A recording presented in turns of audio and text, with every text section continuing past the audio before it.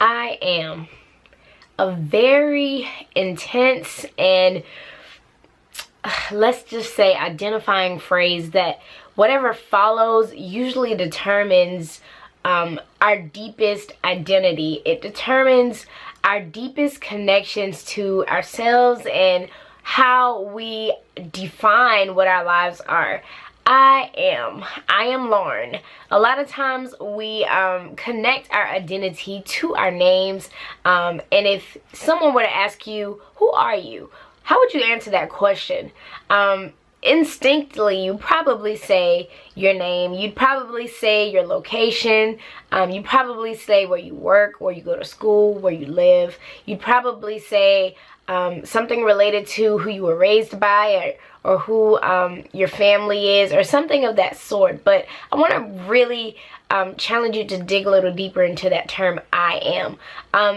Instinctively and very unconsciously, we connect that term or that phrase to things around us, or things that have been given to us, or things controlled by us and other people that we don't understand the deepest form of identity. And what I want you to do is I want you to think about identity in the terms of a word that is called heritage.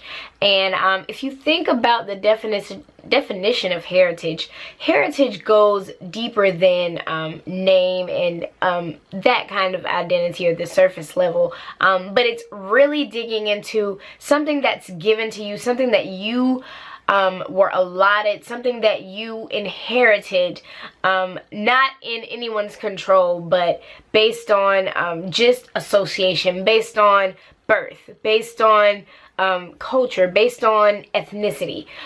Heritage is something so much deeper than the surface level things that we often identify ourselves by. And so when we really think about that term, we really find ourselves in a sense. So I can say my name is Lauren, but that doesn't really define who I am. You just know my name, but you know nothing about my personality. You know nothing about my background. You know nothing about who I was raised by and how I was raised and all of that stuff. So you have no information about really the deepest parts of me. And so as I think about my heritage, I think about my culture, I think about my ethnicity, I think about my values, the traditions that I was raised up in. I think about just simply my gender. I think about owning myself in that sense. And when I dig deeper into that, then I realize that the surface level things don't define me.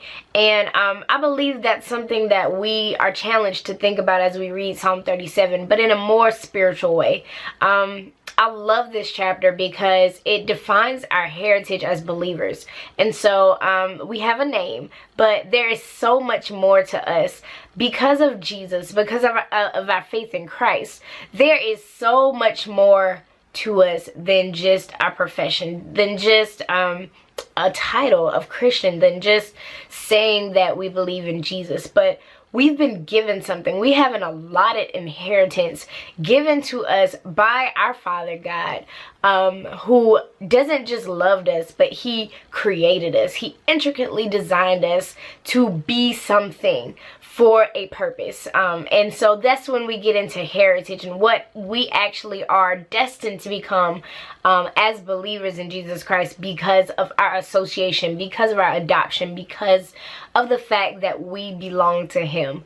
And so when you really know the deepest parts of your identity, when you really know who you are, and go beyond the surface level, then you really become in tune, or you really become aware, and you're really compelled to live as you're designed to live. And so this week, join me as I read just in general. But if you want to join me in the Psalms 37 study, you can go to notyouraverategirl.com, or excuse me, notyouraverategirl.org/weekly-studies. And because I messed up that title, it should have shown up on your screen. But you can join me there if you'd like to read with me and study with me. But I want to invite you to just study on your own, and to really dig deep into your heritage. Not the title, not the things that come with it, but dig deep into who you were designed to be in the first place.